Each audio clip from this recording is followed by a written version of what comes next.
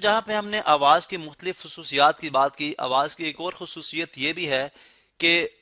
जब दो इंस्ट्रूमेंट इकट्ठे प्ले किए जाएं, ठीक है, फॉर एग्जांपल ये हमारे पास एक पियानो है, ठीक है, और एक हमारे पास जो क्या है वो ट्यूनिंग फोर्क है, ठीक है, जो कि आप अक्सर अपने जो है वो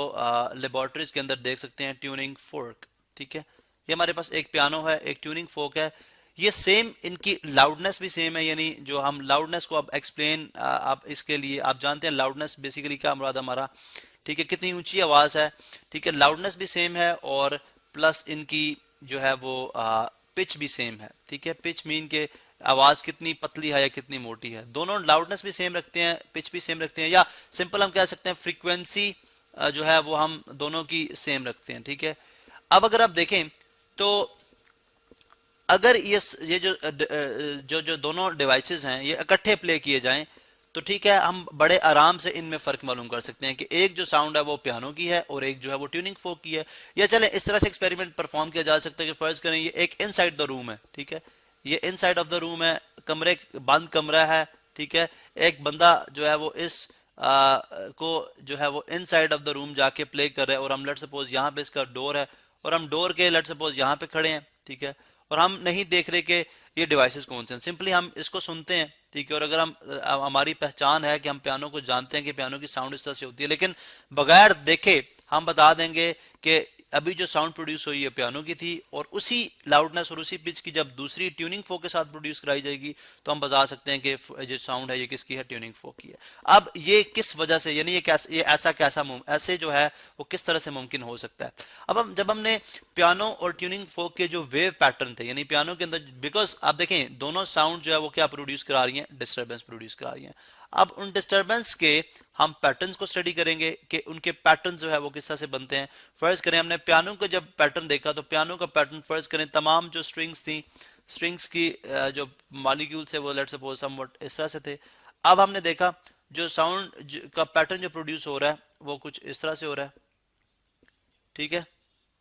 इस तरह से हो रहा है, फिर अगेन ये देखें,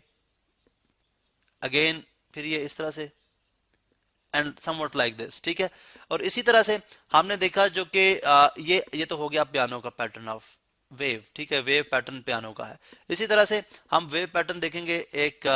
ट्यूरिंग फोक का, तो वो हमने देखा तो वो इस तरह से, इस तरह से था, ठीक है।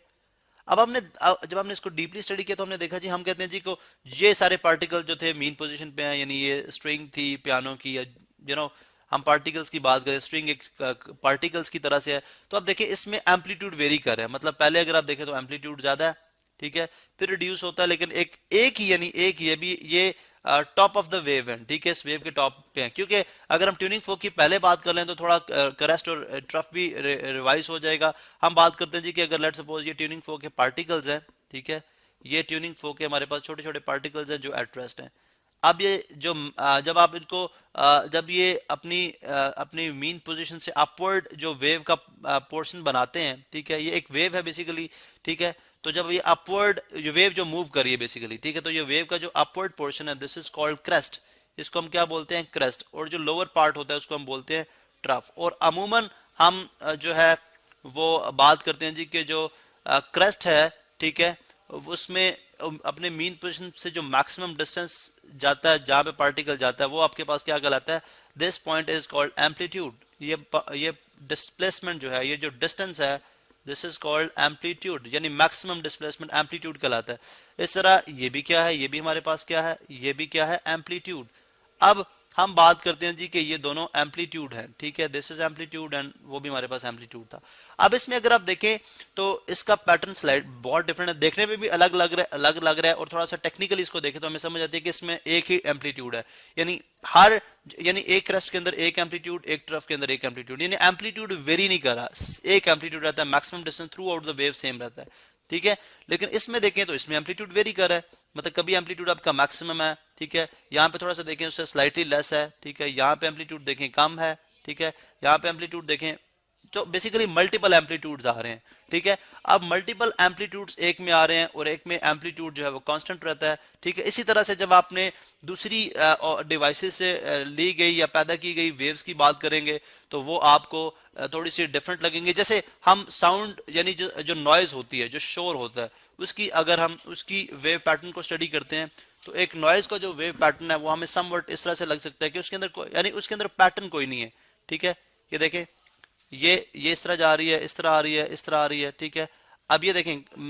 एम्पलीट्यूड की तो हम बात यहाँ पे इस तरह से कर ही नहीं सकते क्योंकि कोई खास कोई फिक्स्ड यानी हमारे पास एम्पलीट्यूड है ही नहीं है, ठीक है। या यूं कह सकते हैं कि बहुत सारे आपके पास एम्पलीट्यूड इसमें आ रहे हैं, कभी आवाज विदाउट पैटर्न कभी कम हो रही है, कभी ज्यादा हो रही है, कभी बहुत ज्यादा हो रही है, कभी बिल्कुल मध्यम हो रही है, कभी जीरो हो जाती है। तो ये जो बेसिकली आपकी इस तरह का जो पैटर्न बनेगा वेव का, ये हमारे पास नॉइज है। और नॉइज को भी हम बड़े आसानी से डिस्टिंग्विश कर सकते हैं कि जो कि हमारे हियरिंग सुनने के लिए बहुत ही डिस्टर्बिंग होती है। तो मालूम होता है जी कि आपके पास आप पियानो के अंदर आप ट्यूनिंग फोक के अंदर ये पैटर्न जो था वो ट्यूनिंग फोक का था, ठीक है, ट्यूनिंग फोक का था। और आप इसको सपोज कर लें कि ये एक बसों का शोर है जो कि हमें इस तरह से सुनाई देता है, तो हम बड़े आराम से जो है क्वालिटी ऑफ साउंड को मद्देनजर रखते हुए हम डिफरेंट जो डिवाइसेस हैं उनके अंदर जो साउंड प्रोड्यूस होती है वो हम उनको फर्क कर सकते हैं।